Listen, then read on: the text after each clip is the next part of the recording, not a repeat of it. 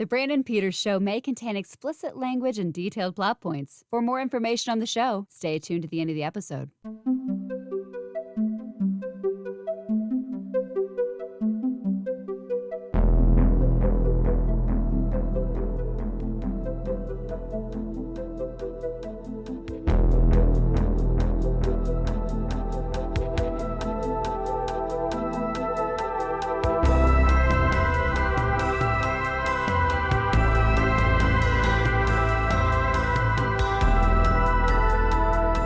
And now, here's Brandon.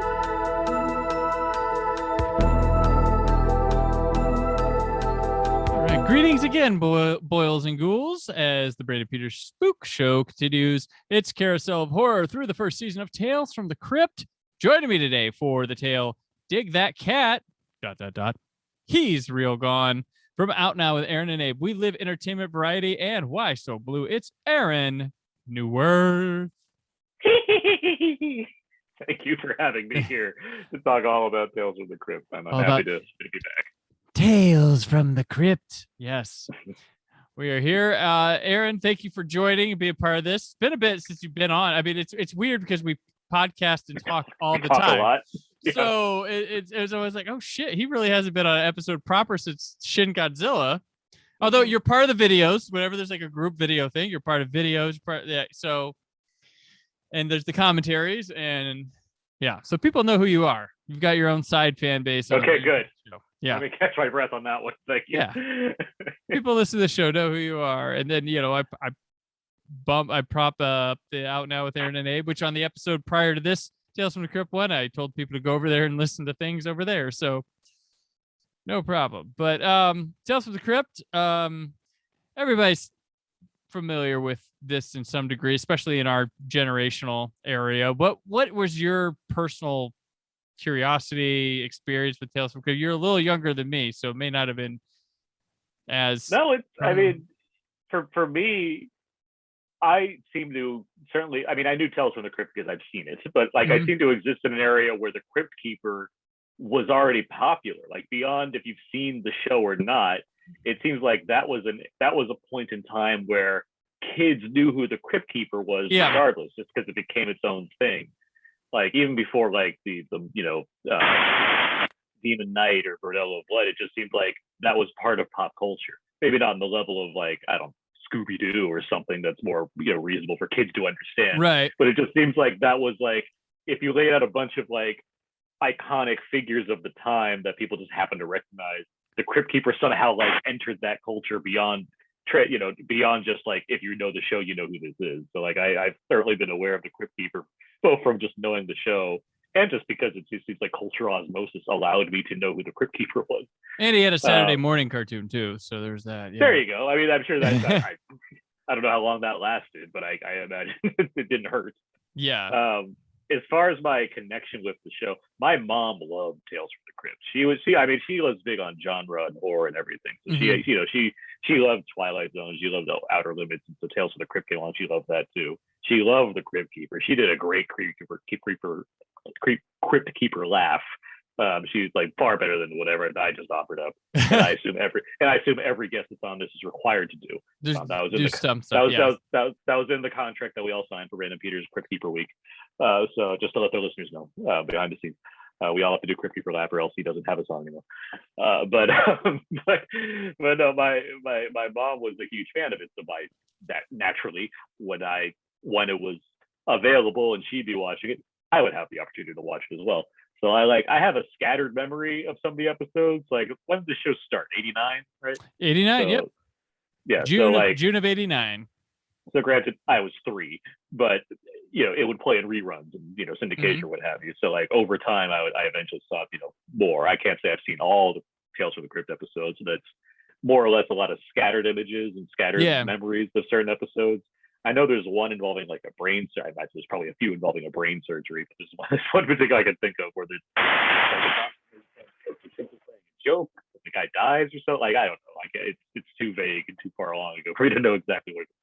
But no, I if I had the time, I would certainly have watched this whole first season of Tales, all of the Tales. There's not that much of it. I would have watched all of it because it is really I like it. I dig anthology horror. So the idea of a weekly series hosted by the Crypt Keeper, no, that's like, why would I not want to like delve into this further? So ideally, you've inspired me to go back and actually finish the rest of the season, because I certainly had a lot of fun with this. Right.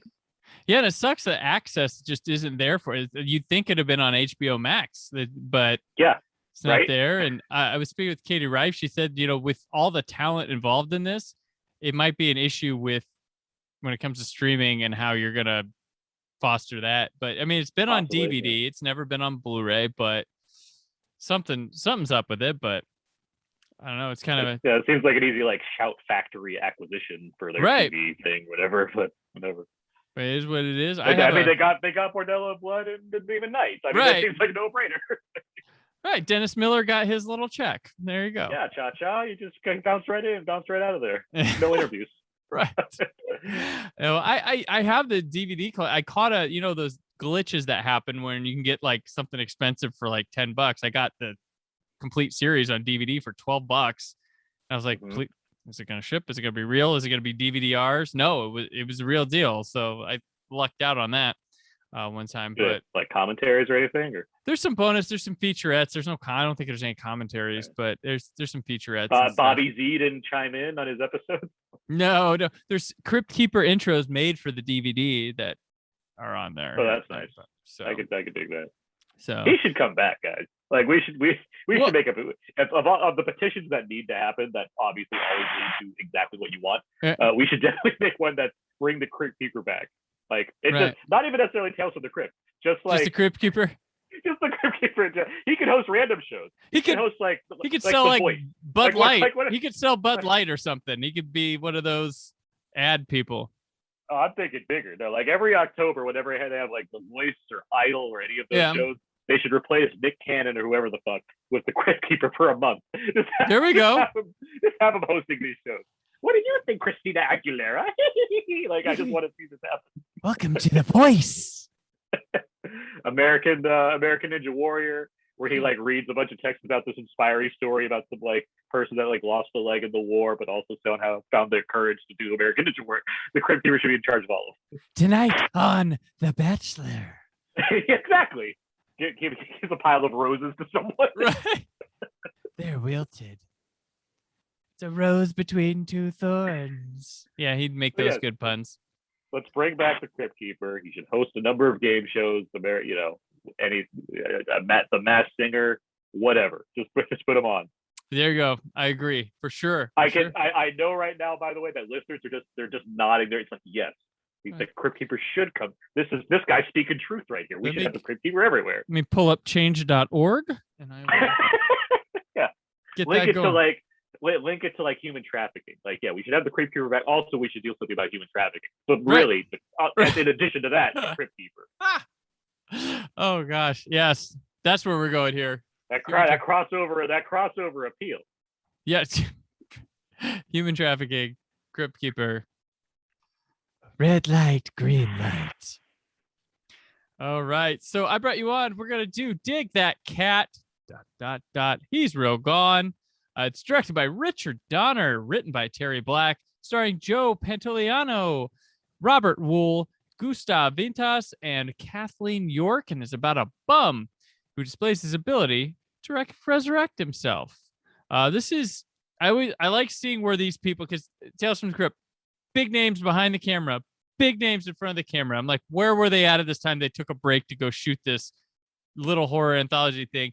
And Donner was coming off of Lethal Weapon 2 and Scrooged at the time. And he had like another year or two after this where he wasn't really doing anything. Joey Pants had just done Midnight Run. Terry Black, he's a writer, but he not really a lot to him. He did 5 episodes of Tales from the Crypt. And of course, this is Robert Wool's edition for Arliss, coming soon to HBO this time. This is a banner year for Robert Wool. He has Tales from the Crypt and Batman. Mm-hmm. And Joe Pants worked with Donner on The Goonies, so he's already in the Donner camp. Joe Pants, this is 80s Joe Pants, so that means he has hair. Mm-hmm. Whether or not it's real, that's beyond the point. The fact is he just has a head of hair. No, you guys, this is the all-star lineup. I was very happy to see. Not only was it a Dick Donner episode, but he got some real cool people here, including Robert Wool, just doing his thing. Right, yeah, and I mean Donner even shows up in here. Him and Laura Schuler Donner have a Laura cameo. Schuler, Right, yeah. I remember while I was watching, I was like, oh, there he is, Richard Yeah, Donner, there he is, right at the beginning, right there. Yeah, this was very it's got a circus carny vibe to it. It had a visually interesting perspective right off the bat that didn't feel like a Richard Donner thing like at all. Like it was first person, like really weird lens in your face, like almost like a nightmare. Didn't feel like a nightmare, but like a nightmare sequence of just like feeling off and whatnot. It was really in the Donner wheelhouse. It felt very left field for him, kind of. I agree. I do think Donner has a pretty workmanlike approach to things, as that's his style. He's a journeyman director. He was a journeyman director, R.I.P. But so seeing him delve into Tales from the Crypt, it did seem like there was a little bit of effort being put into, well, if I'm going to go into this kind of surreal world, I'm going to go for it. And he does for, a half-hour television episode.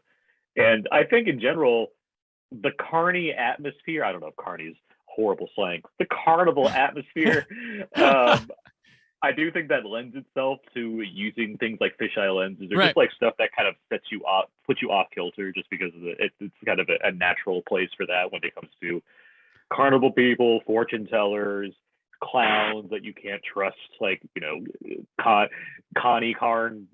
carnival people, like that. That atmosphere I think tends to work really well as far as setting up a certain place without having to say too much about it. It's like, yeah, it's a carnival. Things weird that happen there. Mm-hmm. When you have people talking to the camera too and reacting at the camera, so and you're not really, and I thought this is going to be how we introduce our character, but you're not. You're just random audience person or something, because you're not Joey Pants's perspective there, and it was it's kind of it's unsettling, weird, and gets you in this interesting vibe, and then it calms down, and because he's getting lowered in the coffin, but. Just stylistically, definitely not your typical Donner stuff, and it's cool to see like he's like, well, I got this avenue, I can screw around here, and we can try some new things, which he never really goes back to, or takes with him to any other thing that I could think of. But not really, like because it's mostly his action, like maybe conspiracy theories, maybe the closest he probably gets, just because that one's trying to kind of keep you on your toes. Because the previous episode is Zemeckis, and that was his first dabbling in horror, and he would touch on it again with he'd do Death Becomes Her, he'd do What Lies Beneath, have horror in his wheelhouse. But that was his first real what's its face? Welcome to Marwan, the Christmas scariest movie of them all. Yes. Right, for sure. But this is kind of this story. It's about a guy. He's a homeless guy. Joey Pants, a homeless guy. This scientist guy comes in and offers him this surgery where he does some gland work with a cat and him, and he gets the cat's lives. He's introduced first where it's like he's top of the world. It's like, look at Joey Pants. Right. He's got a fancy suit. He's gonna do his magic trick, whatever the hell it is. He's gonna get lowered into a coffin. He's gonna die. He's gonna watch Joey Pants die, and he's really confident about it. He's gonna come back. Like he's top of the world. That's the kind of impression you start off with, which is and it's like, you're probably wondering how I got here. Exactly. Well, that type of thing. But yeah, all my life I wanted to be a carny. Right. Yeah. The gist of the story is that he gets his, has some brain stuff with a cat, gets its 9 lives, becomes a circus act that kills himself and resurrects, and he makes a lot of money. But like it's ultimately almost like a mad scientist and his monster kind of story. Oh yeah.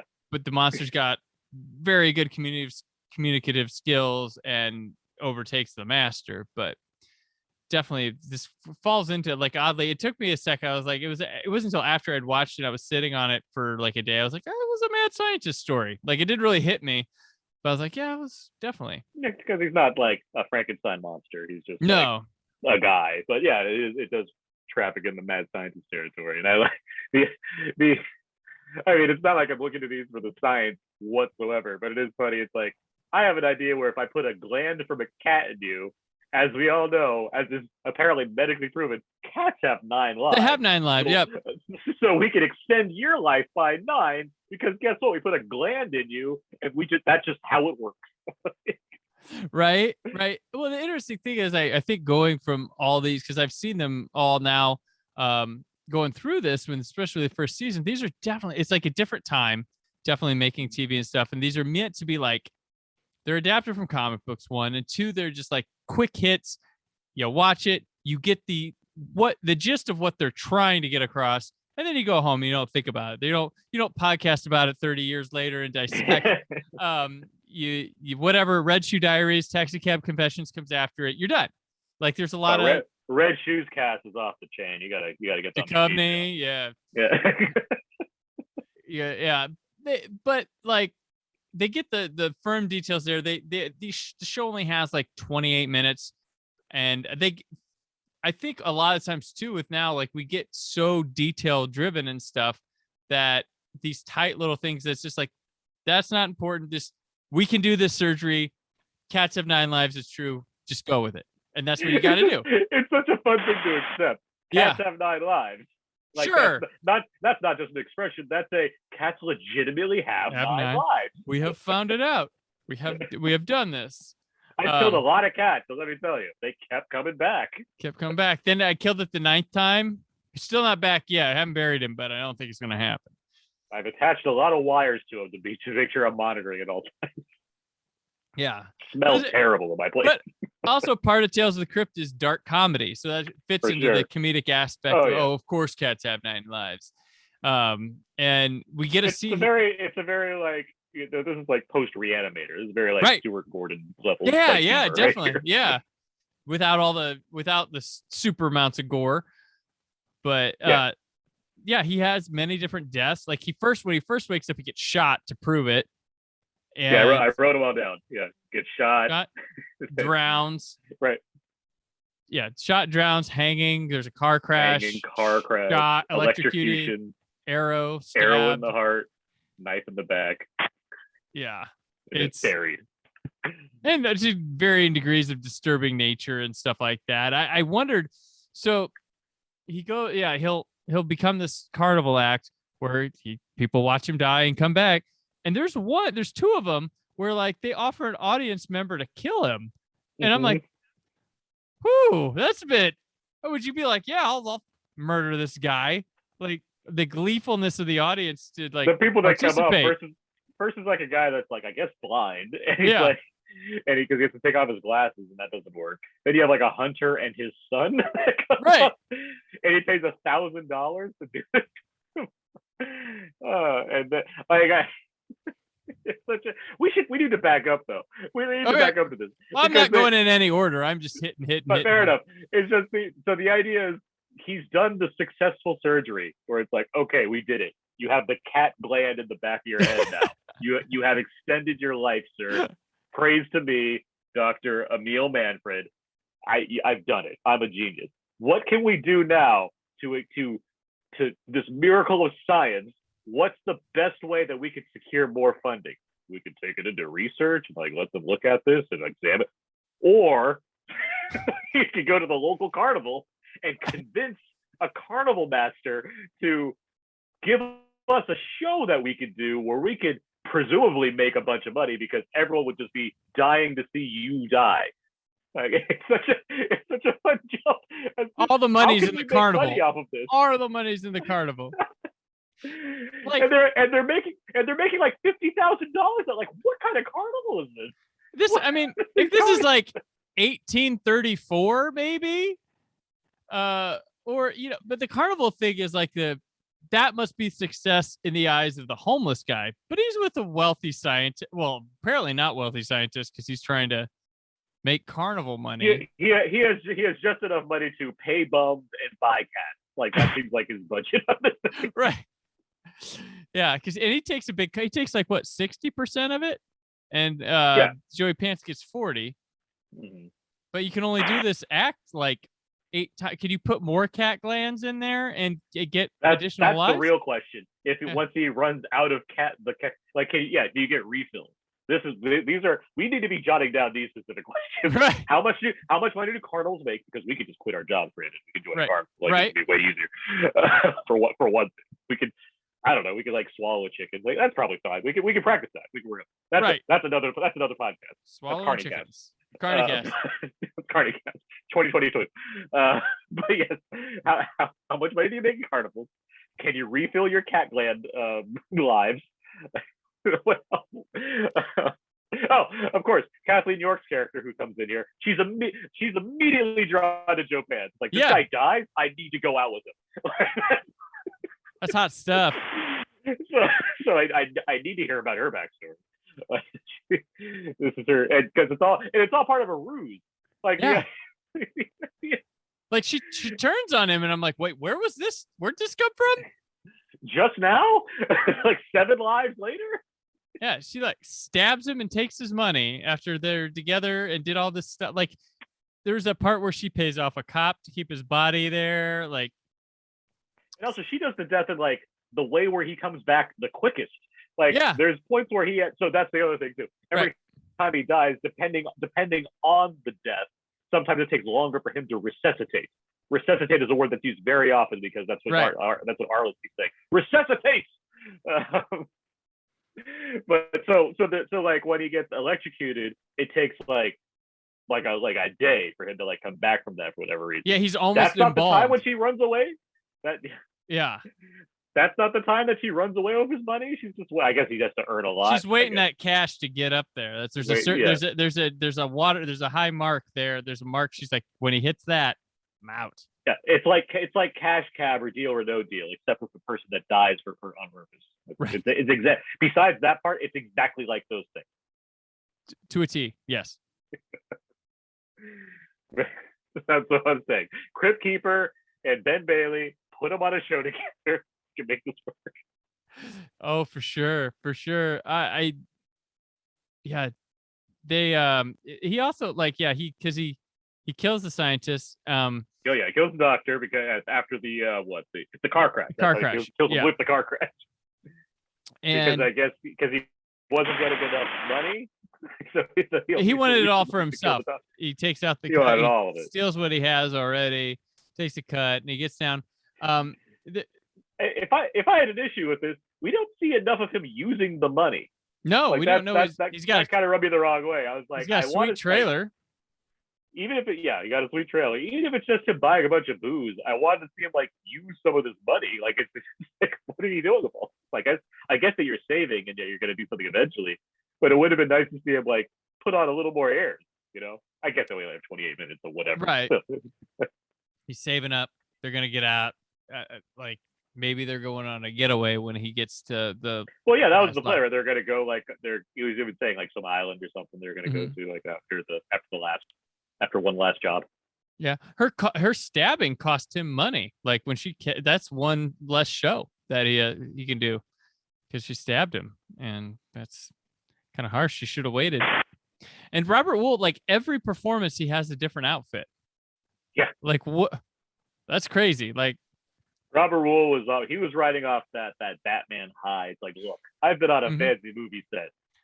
Maybe you don't know this director's name yet, but you will. Timothy Burton. Yeah, I was in his movie, blockbuster of the year, 1989. So I'm gonna have more costumes, and I'm gonna keep everyone. And now I'm the king of the Wicker people.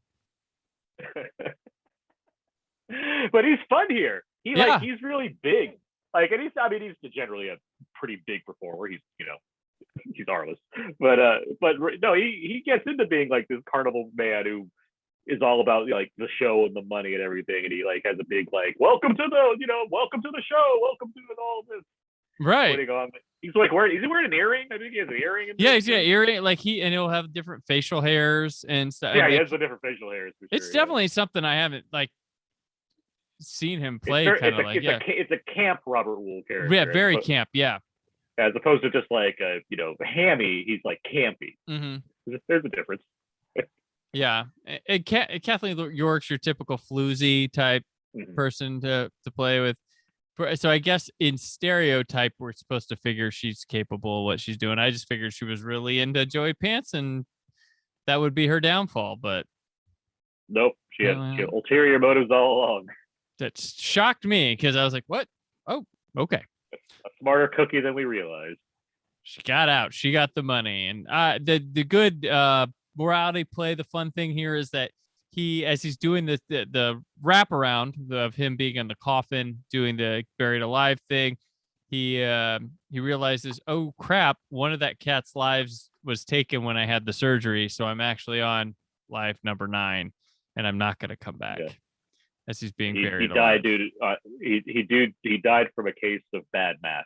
Yes, bad math. Not forgetting the original problem, and as he's covered up, but I was trying to like not be ahead of it, but I was like, I'm taking notes because I'm professional when I go on your podcast, right? And so I'm like writing like 1, 2, 3, 4, 5. And like, wait a minute, he's not gonna. Are you sure you're doing the math right here, Joe? Like, what's gonna happen when you get to the end of this? I didn't figure. I was like, wait, he's not quite to not. Oh, okay. They got me. I was like, all right. I wasn't thinking about that. I didn't know the cat would die in the surgery. I just figured they were sharing. I mean, if you Brandon, as we know from science, if you remove the glands that allow this beast to live 9 lives, right? How is it going to have lives to live? It costs them all. Yeah, you transfer the live gland over to the. Yes, makes sense. I get it. But yeah, it's a nice twisted end like they always have, and yeah. So it's like you mentioned like the mad scientist aspect, and it's obviously there because it's literally a mad scientist. Mm-hmm. But like the idea of him of Joe Pants like letting himself get buried, it's almost like a reverse like Cask of Amontillado. Edgar Allan Poe, like as far as like what it's going for, even with like this training device where you kind of think you're with him in a head. Obviously, something's going to happen, but then turns out he's buried himself. It's like, oh, okay, there's a little touch there. It's like, okay, I get it. From my Poe knowledge, I'm like, yeah, that's cool. Well, I like how we see him he's cool, collected the whole time telling the story, and then we see him panic. Like the moment of realization is really great, and Joey Pants is phenomenal, as we always know. Mm-hmm. So he's able to pull this off really well. This is good pants, by the way. You got all the shades of pants. You get desperate pants, mm-hmm. You get smug pants, you get loud and angry pants. Like you get a lot cool of guy with the hat pants. Yeah, hair pants, as we don't. Oh yeah, one of our best character actors of all time. Mm-hmm. Maybe he cameos in the new Matrix. Who knows? Probably not. That'd be one. That'd be nice. Just walks around. Hey, he's at the local steakhouse. Works at Ignorance is Bliss Steakhouse or Steak and Pub place. Blissful Steakhouse. There we go. Okay, so when we're right, listeners, you just make sure you give Brandon an extra iTunes review on the show. That's how this. That's right. Well, we're right there. These guys were talking about Tales from the Crypt and called Joey Pants' return in the Matrix. It's the guy who called the Paul Rudd Gatekeeper Keymaster with Carrie Coon. So yeah. All right. Well, that'll end this morbid tale. Aaron, thank you for coming on, doing this. Always happy to have you on. People get to hear you. Commentaries here all the time. Always suggest people listen Out Now with Aaron and Abe, your best source for what's out now and hearing reviews about it. But let people know what's up with you lately and where people can keep up with all your happenings. Your best source for hearing what's out now is something that we should have thought of 10 years ago when we started this podcast. That's a really good line. Abe and I are terrible at this. What are we marketing with? We started Instagram like 2 years ago. That's it. My producer Brad Shoemaker calls me the walking Hallmark card. Whenever he needs shirt ideas or slogan, like he's always like, "Give me 10 of the dumbest things you could come up with right now." And I'm like, all right. So I have shirts with my slogans I've given him for things out there. So always happy. You obviously can hear our show Out Now there today, but it's on iTunes and everywhere you can find podcasts. Currently, as Brandon's probably no doubt laid out, we have these special October horror themed episodes that we've been doing all month. They're super fun. We were talking about franchises this year. So we've talked about The Omen, Candyman. We did a Final Destination episode featuring the writer and creator of Final Destination, which was super awesome. Jeffrey A. Reddick, very cool guy. We just recorded a Texas Chainsaw Massacre episode that's going to be coming along. That'll be aired by now. Yeah. I stopped editing to do this episode. So, that's coming soon. And of course, we got a new commentary track. We're talking the Halloween 2018 film soon enough, which will be a part of this network as well. And you can find all the written reviews that I put together over at Wheel of Entertainment. All my writing goes there. I just put together a review for Dune, which is super great, and everyone should go check it out because I desperately need to see how this story ends, and I refuse to read. I also write for Why So Blue. I do Blu-ray and Criterion reviews there. I occasionally have some stuff over Variety. Hopefully get some stuff soon going. There's a lot of big movies coming out. And I'm on Twitter at Aaron's PS4. All right, excellent. I'm on Twitter and Instagram at BrandForkUHD. Written work at WhySoBlue.com tomorrow. Danielle Sepulvera is back to discuss Only Sin Deep. Till then, stay film positive. Thank you for listening. The Brandon Peters Show is a Creative Zombie Studios production. Produced by Brad Shoemaker and Brandon Peters. Written and edited by Brandon Peters. Announcer vocals by Jessica Alsman. Theme song by Metavari. Web design and show art by Brad Shoemaker with Brandon Peters. All music and clips featured in the episode are property of their respective studios and no infringement is intended. Additional information on this and other episodes at BrandonPetersShow.com. For any inquiries, press opportunities, or sponsorship, contact mail at BrandonPetersShow.com. The show is available on Apple Music, Spotify, or anywhere podcasts are found.